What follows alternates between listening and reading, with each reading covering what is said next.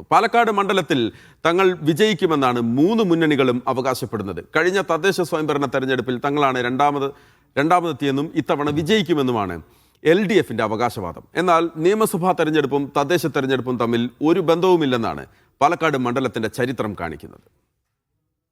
2025 തെരഞ്ഞെടുപ്പാണ് ഞങ്ങൾ നോക്കുന്നത്. 2025 നടന്ന തദ്ദേശ സ്വയംഭരണ തെരഞ്ഞെടുപ്പിൽ ഇടതുപക്ഷം 2ാം സ്ഥാനത്തും UDF 1ാം സ്ഥാനത്തുമായിരുന്നു. അതിൽ 5000 ചില്ലാൻ വോട്ടിൻ്റെ വ്യത്യാസമുള്ളൂ. അത് മറികടന്നു എന്നുള്ളതാണ് ഇന്ന് നിങ്ങൾ പറയുന്ന ഡീലിൻ്റെ പുറകിലുള്ള ആ വിഹുലത, ആ പേടി. അതാണ് 6 വർഷം മുൻപ് നടന്ന തദ്ദേശ തെരഞ്ഞെടുപ്പിലും LDF ആയിരുന്നു 2ാം സ്ഥാനത്ത്. 3ാം സ്ഥാനത്തുള്ള BJPയേക്കാൾ 6369 വോട്ട് 2020 തദ്ദേശ തെരഞ്ഞെടുപ്പിൽ LDFന് ലഭിച്ചു.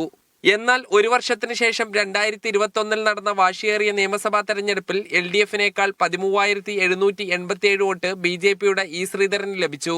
2004 ലോക്സഭാ തെരഞ്ഞെടുപ്പിലും പോളിറ്റ് ബ്യൂറോ അംഗം A വിജയരാഘവൻ 34640 വോട്ടുകളുമായി 3ാം സ്ഥാനത്തായി. നിയമസഭാ ഉപതെരഞ്ഞെടുപ്പിൽ വൻ ഭൂരിപക്ഷത്തിൽ UDFന്റെ രാഹുൽ മാങ്കൂട്ടത്തിൽ വിജയിച്ചപ്പോഴും LDF 3ാം സ്ഥാനത്താണ്. എന്നാൽ മാസങ്ങൾക്ക് മുൻപ് മാത്രം നടന്ന തദ്ദേശ തെരഞ്ഞെടുപ്പിൽ LDF 2ാം സ്ഥാനത്തെത്തി.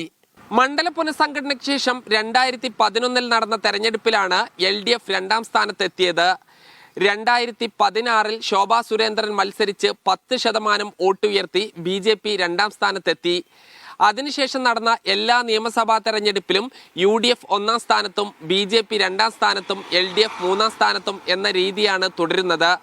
തദ്ദേശ സ്വയംഭരണ തെരഞ്ഞെടുപ്പ് നടക്കുമ്പോൾ LDF വൻതോതിൽ മുന്നേറ്റമുണ്ടാക്കുകയും പാലക്കാട് നിയോജക മണ്ഡലത്തിൽ 2ാം സ്ഥാനത്തെത്തുകയും ചെയ്യും.